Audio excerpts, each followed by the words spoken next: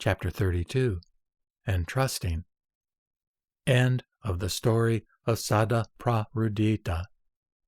In conjunction with the acquisition of the 6 million concentration doors, the Bodhisattva Sada Prarudita saw the Buddha and Lords in all the 10 directions, in countless trichiliocosms, surrounded by their congregations of monks, accompanied by multitudes of bodhisattvas, teaching just this perfection of wisdom, through just these methods, in just these words, in just these letters. Even as I, just now, in this great trichiliocosm, demonstrate Dharma, surrounded by the congregation of monks, accompanied by multitudes of bodhisattvas, and teaching just this perfection of wisdom, through just these methods, in just these words, in just these letters. He became endowed with inconceivable learning and a sacred knowledge, vast like the ocean. In all his births, he never again was deprived of the Buddha. He was reborn only where he could be face to face with the Buddha, the Lords.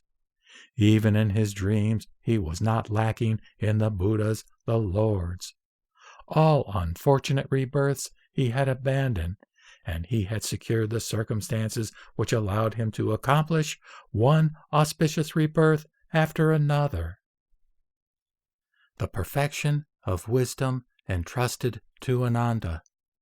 The Lord thereupon said to the Venerable Ananda, "In this manner also should you know this perfection of wisdom as the one who nurses the cognition of the all-knowing in the bodhisattvas.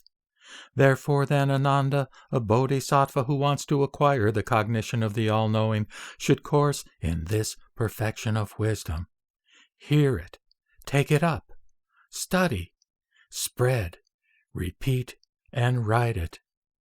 When, through the Tathagata's sustaining power, it has been well written, in very distinct letters, in a great book, one should honor, revere, adore, and worship it, with flowers, incense, scents, wreaths, unguents, aromatic powders, strips of cloth, parasols, banners, bells, flags, and with rows of lamps all round, and with manifold kinds of worship.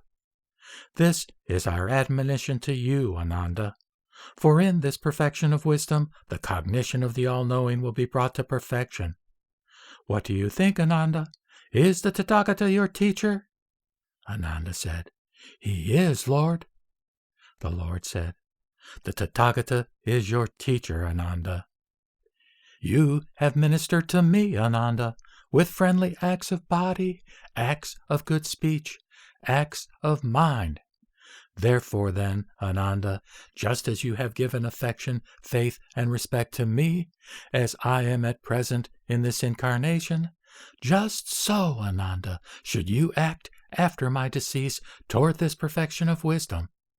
For the second time, for the third time, I entrust and transmit to you this perfection of wisdom, so that it may not disappear. No other man would be as suitable as you are. As long as this perfection of wisdom shall be observed in the world, one can be sure that for so long does the Tathagata abide in it, that for so long does the Tathagata demonstrate Dharma, and that the beings in it are not lacking in the vision of the Buddha, the hearing of the Dharma, the attendance of the Sangha. One should know that those beings are living in the presence of the Tathagata, and they will hear this perfection of wisdom, take it up, study, spread, repeat, and write it, and they will honor, revere, adore, and worship it." Thus spoke the Lord. Enraptured, the bodhisattvas, headed by Maitreya, and the Venerable Subhuti, and the Venerable Ananda, and Sakra, chief of gods, and the entire world with its gods, men, Asuras, Garudas, and Gandharvas, delighted in the Lord's teaching.